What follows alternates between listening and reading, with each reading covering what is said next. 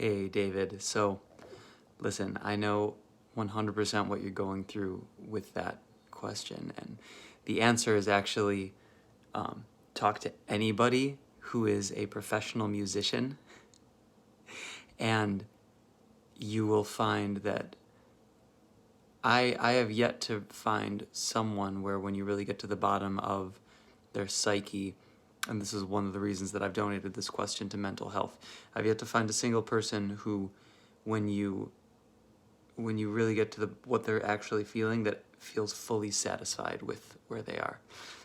The greatest players always feel like they are not nearly good enough.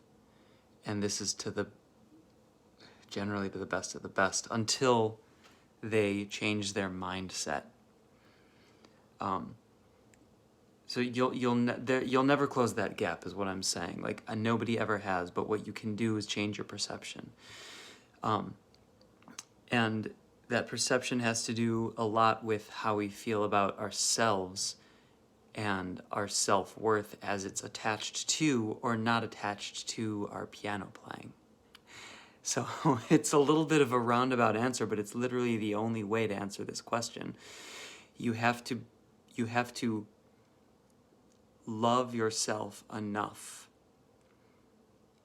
so that you don't feel that you are worthless because you are not at a certain level of piano playing. And understand that how good you play, first of all, will never be good enough for you, because if you have the mindset that makes you want to get better, you will never be as good as you want to be. But you are good, and you are all of the things that you're deserving of all of love and of all the things that human beings deserve, simply because you are you and not because you can play at a certain level. And until you get there, you'll always struggle with that. But once you get there, then you can also form a practice routine that's not trying to take everything into account. So this is the other aspect to it. There are two sides. There's the mental, and then there's the actual practice routine aspect, which is probably what you're more interested in. But there are 150 different things that you could say you suck at. That goes for me. When I'm practicing, like 150 different aspects, I could be like, man, I need to get so much better at this. And if I try to do even 20 of those things over the course of some period of time, I will get better at none of them.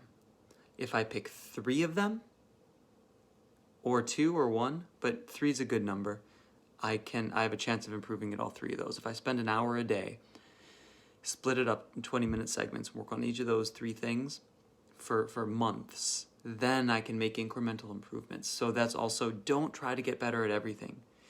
Pick something you're really strong at, pick something you're really weak at, and pick something you really love. Those 3 things. One of your greatest strengths, one of your greatest weaknesses, and something that you just love. And make those your daily practice routine. So for me, it's time is my weakness. That's why I started Polyrhythmic, which became Spirit Fingers, because I wanted to work on my time. So I made it the hardest possible time stuff I could do. So I work on that daily. That's my weakness. I work on harmony, which is my strength, and melody, which, those are, I do, it's malleable. I interchange those two sometimes.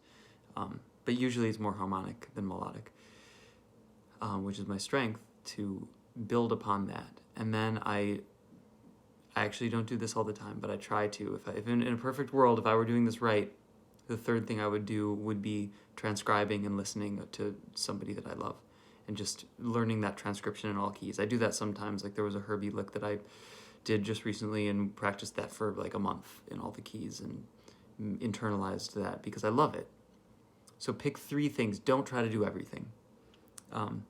Yeah, that would be my guidance for that. I hope this helps. Let me know if you have other questions, please. Thanks.